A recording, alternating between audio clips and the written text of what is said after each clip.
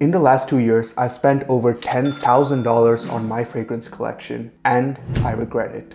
Hello everyone, my name is Surya. I am a California-based perfumer and fragrance enthusiast. And in this video, I want to talk about all the mistakes that I made while building my $10,000 fragrance collection. When I started my collection, I constantly felt overwhelmed by all the new fragrances on the market. I fell for the latest social media hype, and I wasted thousands of dollars. The lessons that I describe in this video are what led me to selling over half my collection and simplifying what I have left. By sharing my mistakes and regrets, I hope to help you, the new enthusiast or collector in the community, so that you can build a collection that you are proud of, filled with only masterpiece fragrances that can be worn and owned with pride. But before we talk about that, I want to tell you how I fell in love with fragrance.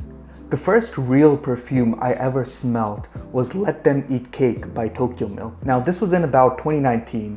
I was walking through this mall with a couple of my friends, and we stopped at this artisan store. The store mainly sold small collectibles like stationery or gems, but there was a little section in the corner with a few fragrances. Being the curious person I am, I picked one up and sprayed it on my hand, and I fell in love at the first sniff. Until this point, fragrance had just been an accessory, an afterthought, something you just wear to smell nice. But this fragrance was such an accurate, artistic capture of vanilla cake that it made me want to research more into the topic of artistic perfumery. Of course, the first thing I did was go to YouTube and look up fragrance influencers. I looked up the top 10 fragrances for men, and this led me down the designer path.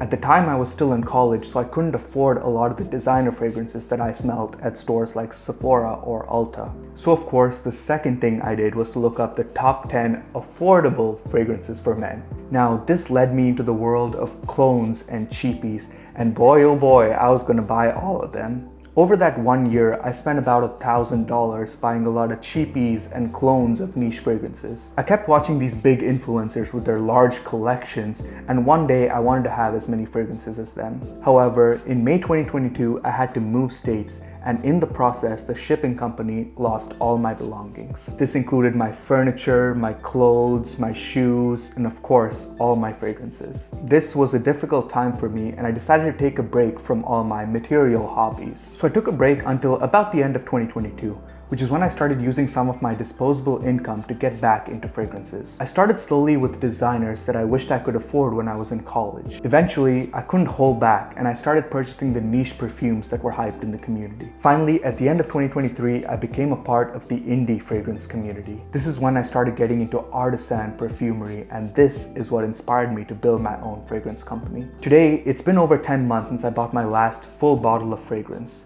But of course, now I spend all my money on perfumery materials. But the transition to a complete no-buy has not been easy. My first step was to recognize all the mistakes I made in building my collection. The first mistake was obviously watching too much fragrance content. It's one thing to want to learn about the perfumes that are out there, but over-consuming this content made me always fall for the hype. No matter how many perfumes I had, there's always this new fragrance that's revolutionary, that's life-changing, that's amazing, it's a must-have. And this is what led to this feeling of FOMO, the fear of missing out on these amazing experiences. Of course, a lot of niche fragrances are hard to find at stores, so this led me to blind buying a lot of them, purely based on reviews and hype. I would also buy these fragrances without thinking about the purpose that they serve. For example, I never considered redundancies, whether it might be fragrances with similar notes, fragrances that serve a similar function of weather or occasion, or other fragrances that just don't need to be in the collection. By falling for hype and blind buying fragrances and ignoring redundancies, I was always looking for my next purchase, and I never stopped to consider what I already owned. Now that I have a collection that a lot of people dream of having, I do regret this decision. My biggest regret is owning more fragrance than I can even enjoy in my lifetime. Most of the time, I just wear 5 to 10 of my favorites, and the rest just sit on my shelf waiting to expire. Fragrance tends to lose about 30% of its strength over the first 3 years of ownership, and this depends on conditions like storage. Speaking of storage, the more bottles I own, the more cluttered my home becomes, and a cluttered home is a cluttered mind. Another big regret that I have is, of course, cost. These fragrances are expensive, and not just from a financial perspective, but from an environmental perspective. A lot of these materials have developed over years and decades, only to just sit on a shelf without being used. The worst part about all this regret is that the desire for fragrance is never satisfied. It's always about consumption, about purchase. I'm always looking at what can I buy next. Each bottle behind me is a work of art that took a perfumer years to create, and I never stopped to truly savor and understand the perfume in the bottle. A single spray, a single sniff, it goes on the shelf, and the next purchase is coming in. This is why I was never happy with my collection. It took me a while to realize that the only way to reach happiness is to focus on what you already have, not on what you want. In Buddhism, they actually say that you find happiness in the gap between what you desire and what you possess. The smaller this gap is, the easier it is to be happy.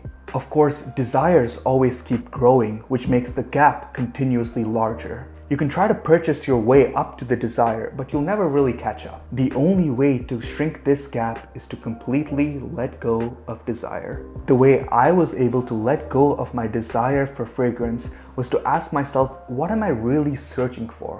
What is the purpose of purchasing a bottle of fragrance? And my answer was simple. I wanted to experience the art of fragrance by smelling as many new and innovative scents as possible. The key word here is experience. There was this study published in 2010 titled, "If money doesn't make you happy, you're probably not spending it right." One of the key takeaways from this study was that happiness comes from buying experiences, not products or ownership. The study states that experiential purchases are those made with the primary intention of acquiring a life experience, an event or series of events that one lives through, while defining material purchases as those made with the primary intention of acquiring a material good, a tangible object that is kept in one's possession. The study outlines three main reasons for this. The first is that our mind actually very quickly adapts to material possession. Like I mentioned earlier, for example, a single spray, the fragrance goes on the shelf, and I'm already looking for my next possession. The second reason is we tend to recall and savor memories, but we never do so with material purchases. For example, I will always look back at my Scent Explore 2023 experience, even though I didn't purchase a single bottle. The third reason is surprisingly simple.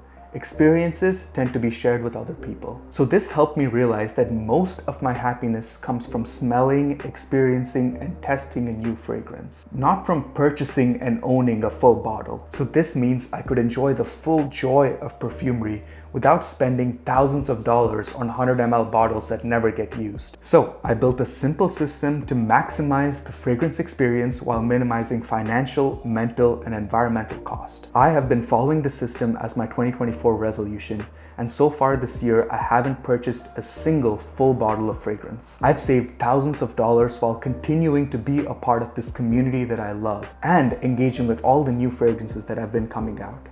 Using this system, I have sold over half my collection, and I continue to simplify everything that I have left. The goal is to cut down to a set of just 5 rotating fragrances for every weather and occasion. If you're interested in learning about how I built this system and the secrets of enjoying perfumery on a budget, then click on part 2 of this video. We're going to cover how to sell your fragrances, where to sell your fragrances, how to decide what fragrances you want to keep versus sell, as well as the best practices for testing new fragrances and deciding whether they'll be integrated into your rotation system. The goal is to give you a complete framework around fragrance consumption and shift from a mindset of owning to a mindset of experiencing. Thank you for watching this video. I hope that by highlighting my mistakes and regrets, I help the next generation of perfume enthusiasts and collectors do this in a sustainable manner. I will see you in part 2.